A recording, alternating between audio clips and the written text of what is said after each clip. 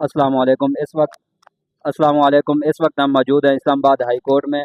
आज Islamabad high court में जो चीफ जस्टिस सरफराज डोगर साहब ने आज फुल कोर्ट मीटिंग बुलाई हुई है, इस हवाले से बात करेंगे। और ईमान मजारी साहब आज एक केस में मिसिंग पर्सन केस के हवाले से एक अदालत में पेश हुई है, उस हवाले से भी बात करेंगे। शुक्रिया आपने वक्त दिया। तो आज जिस केस में आप पेश हुई, उस केस का क्या बना और क्या स्टेटस है उस केस का? जी देखिए, ये केस है 8 जुलाई 2025 को। एक बलोच स्टूडेंट है, 5th सेमेस्टर का स्टूडेंट है, डीएसएस डिपार्टमेंट कायदे आज़म यूनिवर्सिटी में। उन्हें 8 जुलाई 2025 को 7 और 7:30 बजे के दरमियान बस से शनाख्ती कार्ड चेक करके इस्लामाबाद की हदूद में अगवा किया गया। रेंजर्स के एहलकार भी थे, ब्लैक यूनिफॉर्म में थे, मतलब सीटीडी के होंगे, और सिविल लिबास में गवाह थे। इसके मौजूद है? जी बिल्कुल, गवाह पिटिशनर है गवाह इस चीज़ का। उससे भी बस, वो भी एक स्टूडेंट है, उससे भी बस से ऑफलोड किया गया था, उनकी आंखों पर पट्टियां बांधी गई थी और फिर उस बच्चे को वापस बस पे डाला गया था और इस बच्चे सईदुल्लाह को लापता कर दिया था। अब इस केस की आज दूसरी समाअत थी और 3-4 इसमें बहुत अहम बातें हैं। सबसे पहले कि जो एसएचओ साहब अदील शौकत है, उन्होंने जो आज अदालत में रिपोर्ट जमा कराई है, उसका उनका उस पर दस्तखत नहीं है। एक और अफसर है उसी थाने में, सुहेल साहब, उनका दस्तखत इस कागज़ पर है। और उन्होंने इस रिपोर्ट में एक डिफरेंट मौक़िफ़ लिया है 22A के मौक़िफ़ से। 22A की पिटिशन में इन्होंने मौक़िफ़ लिया कि हमें तो दरख्वास्त वसूल नहीं हुई, और अब ये हाई कोर्ट में आकर कहते हैं कि जी ये तो हमारी जुरिस्डिक्शन नहीं बनती, जबकि वो बच्चा इस्लामाबाद पुलिस के चेक पोस्ट के नज़दीक से उठाया गया था। और आज यही बात अदालत ने की है कि ये मिसिंग पर्सन का केस है, आप जुरिस्डिक्शन की इस तरह बातें ना करें। दूसरी बात कि एफआईए ने अपने तमाम फील्ड यूनिट से चेक करके जवाब जमा कराया कि एफआईए के पास ये नहीं है, ना चाहिए है किसी केस में। सीटीडी ने भी अदालत के साथ चालाकी करने की कोशिश की, उन्होंने एक जवाब जमा कराया है कि सीटीडी इस्लामाबाद के पास नहीं है, लेकिन उन्होंने बाकी फील्ड यूनिट्स का नहीं बताया कि वो किसके पास है। अगर किसी और केस में वो उसकी क्या कहते हैं, अरेस्ट दरकार था। और फिर जो सबसे इंटरेस्टिंग बात, लेकिन जो रूटीन का मामला बन चुका है, कि वजारत दिफा ने तो ज़हमत ही नहीं की 2 महीने बाद भी जो रिपोर्ट जमा कराने के लिए, तो उन्हें भी डायरेक्शन दी गई है कि वो रिपोर्ट जमा कराएं। सीटीडी को भी डायरेक्शन दी गई है कि वो अपने फील्ड यूनिट से चेक करके रिपोर्ट जमा कराएं।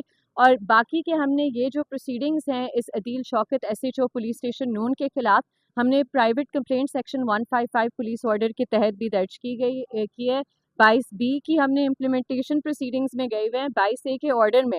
और पुलिस स्टेशन के जो एसएचओ साहब हैं अदील शौकत, वो खुलेआम इंकारी और कहते हैं कि जी मैं अदालत का जब तक 22B का ऑर्डर नहीं आता, जो कि इम्प्लीमेंटेशन का ऑर्डर है, मैं नहीं मानता इस ऑर्डर को।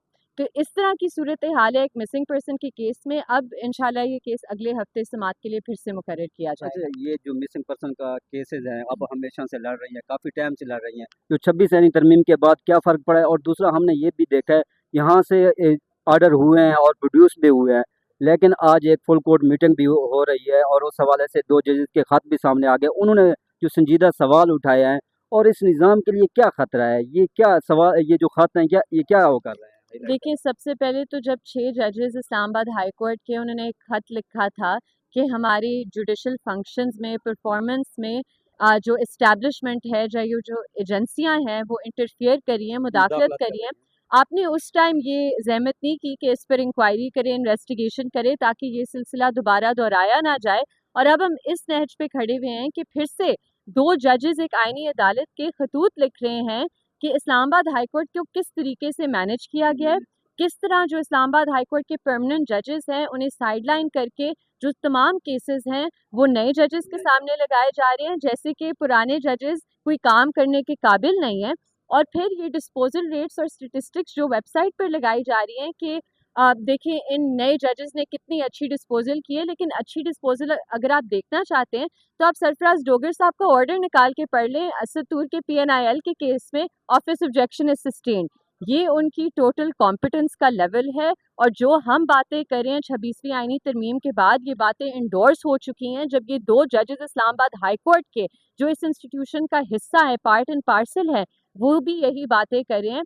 तो मुझे तो नहीं लगता कि डोगर साहब को ये ख़त की कोई समझ भी आएगी, चाहे इसका तर्जुमा उर्दू में भी किया जाए, क्योंकि ये उनकी कॉम्पिटेंस लेवल से बाहर है। लेकिन ये बहुत अहम है कि 2 जजेस ने बहुत बहादुरी करके ये स्टैंड लिया है और हमें इन जजेस के साथ खड़ा होना तो इन जो ये ख़त हैं, ये जो फुल कोर्ट मीटिंग होने जा रही है, इसके ऊपर क्या असर पड़ेगा? और एक जो संजीदा सवाल उठाया गया, मैं पढ़ रहा था कि वो ये कह रहे हैं कि केसेस की जो फिक्शन है, क्या वो शफाफियत पे होनी चाहिए या चीफ जस्टिस की ख्वाहिशात के मुताबिक होनी चाहिए? ये कितना ये वो कर रहा है, हाईलाइट कर रहा है कि आपने कोई ये ऑब्जर्व किया है कि जो केसेस हैं वो चीफ जस्टिस की ख्वाहिशात के मुताबिक हो रहे हैं? मेरे तो सारे केसेस डोगर साहब की ख्वाहिशात के बगैर कहीं नहीं फिक्स होते, और मेरी जो फाइलें हैं वो स्पेसिफिकली मुझे भी पता है किस तरह मंगवाई जाती है और किस तरह उनकी मार्किंग की जाती है। तो इस तरह बहुत से और भी लोगों के केसेस इसी तरह होंगे। और fact of the matter is कि डोगर साहब एक चीफ जस्टिस के तौर पर नहीं एक्ट कर रहे इस टाइम पर, वो एक चीफ मार्शल लॉ एडमिनिस्ट्रेटर के तौर पर ऑपरेट कर रहे हैं। तो ये बहुत कंसर्निंग बात है, और ये बात बिल्कुल सही जजेस ने लिखी है कि ये कोई बादशाहत नहीं है। आपके बाकी भी जजेस हैं, सीनियर तरीन जजेस हैं इस्लामाबाद हाई कोर्ट में, कोई क्राइटेरिया बेस्ड परफॉर्मेंस हो, कोई क्राइटेरिया बेस्ड फिक्सेशन हो। ये क्या क्योंकि आप चीफ जस्टिस लाए गए हैं लाहौर से 15वें नंबर से और आपको इधर बिठाया गया है कि आप बिल्कुल ही इस इंस्टीट्यूशन को तबाह कर दें? बहुत शुक्रिया, बहुत शुक्रिया।